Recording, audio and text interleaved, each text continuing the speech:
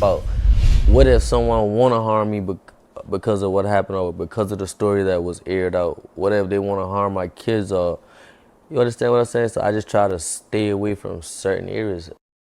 A McClellanville man once named a prime suspect in the 2009 Brittany Drexel murder is talking only to our investigative reporter, Ann Emerson. She sat down with Timothy Taylor and his mother, and Ann, he told you what life has been like for the past 6 years.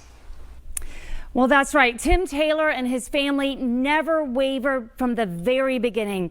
They said accusations of their involvement in Brittany's death were totally false, and those accusations had a chilling effect on the Taylor family. Their lives were threatened and livelihoods lost. Now that Brittany's real killer has been found and will spend the rest of his life in jail, Tim and his family are looking for a way forward. You know, when you Google your name, what's the name that comes up right next to you? Brittany Drexel.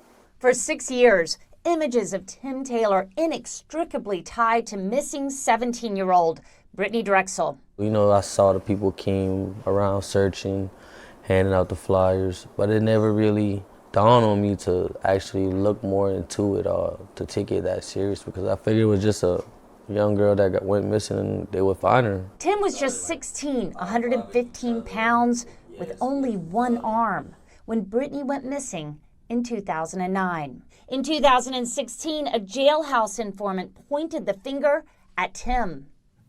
I'm never going to take an inmate's word for anything. Solicitor Richardson says the story didn't pan out. So we said, you know, we're out. We're not going to take that. But the feds were all in. We believe she traveled to this area around McClellanville, and we believe she was killed after that. The FBI focused on Tim and his family. Brittany's parents have no reason not to believe investigators. We need your help so we can find Brittany's remains and bring her home to lay her to rest. And make sure that monsters like this can no longer victimize this community or kill anyone else's child. Police have not made any arrests, but for the first time, they have gone public with a suspect. In open court, an FBI agent testifies an informant saw Tim and others rape the young girl at a drug stash house. Then she was killed and her body dumped into an alligator pit. Transcripts of that testimony soon became public. What was your reaction? I just put my head down in the courtroom. I was like, ain't no way they're saying I had something to do with this. I was like, how ludicrous does this sound? And I just couldn't believe that they had actually read that off. Tim's lawyer called it a big reach, even for a teen with a record. Being a getaway driver in a McDonald's robbery is a universe away from kidnapping, raping, murdering and feeding a innocent teenage girl to alligators. I asked the assistant FBI special agent in charge, Reed Davis, why name Tim? Why did his name become public? No, it's a great question, because we certainly, again, our intention is always to keep an investigation as covert as possible for as long as possible. The whole point of them bringing that prosecution was to put his name in that, to put pressure on him. I think they knew that they had to bring it up, so I'm pretty sure they was prepared for it to hit the media. But Tim was unprepared for what was to come. So you were scared that people would harm you or your kids? Yeah, we got plenty bad messages. Like what? Death threats. Death threats, threats of people wanting to take it into their own justice. They want to have their own justice system. What was that like? Living in fear. Yeah. Living in fear. Did you have to watch your back?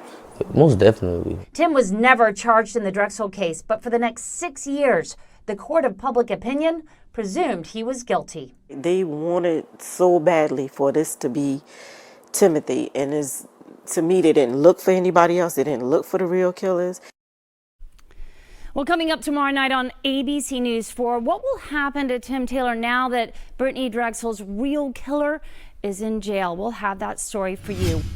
I never doubted. I knew this was not something that Timothy can do. A mother knows her kids, and I knew that this was not Timothy.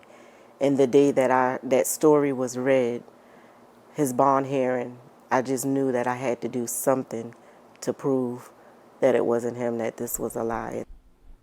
For years, Tim Taylor and his mother begged, pleaded, saying Tim did not murder Brittany Drexel. The assumptions and threats weighing so heavily, Tim's father nearly caved and took the fall. Here's part 2 of my exclusive interview with Tim Taylor and his mother, Joanne. I never let my darkest times or my worstest times get the best of me. Joanne says Tim's father wanted to take the fall for his son. Could you imagine if he had did that, what his life would look like? But he wanted to do it because he didn't want his son to suffer. But he didn't have to. Through investigative findings and evidence. After 13 years, Raymond Douglas Moody, a convicted sex offender living in Georgetown, was arrested. What had happened, I didn't know what to do. Moody confessed to Brittany's rape and murder, even leading investigators to her body, not in an alligator pit like the FBI said. I dropped to my knees, I remember, just like thanking God, like, God, you finally allowed the truth to come out. And at Moody's court hearing, the Taylors were in the front row. Y'all were literally 5 feet behind Ray Moody. I just wanted to ask him why. Yeah. Like, why did you? What make you just allow me to go through this? After court, the Taylors and the Drexels came together in an astonishing show of forgiveness and reconciliation. Were you able to forgive them for believing that you were part of this? I forgive all of them because they went by what was told to them. Brittany's father was horrified that the FBI had let them believe Tim Taylor was responsible for all of these years. The FBI specifically said they killed her, this is how they did it, and she's dead.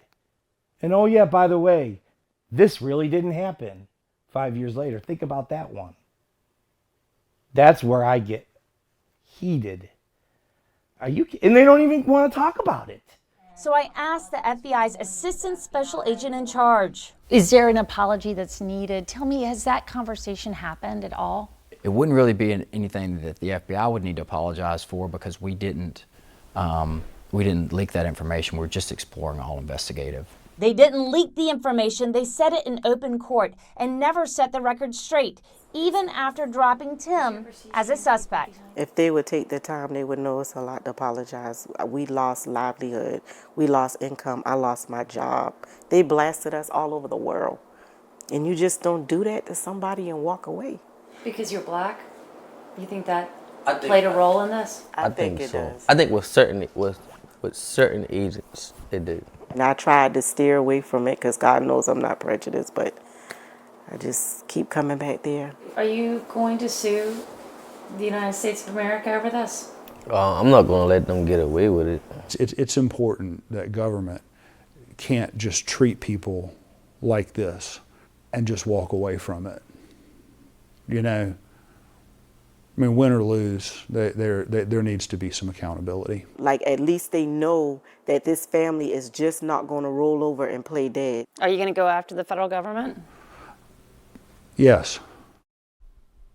Taylor's lawyer says in the next few days, they will take the procedural steps necessary that will allow them to sue the FBI.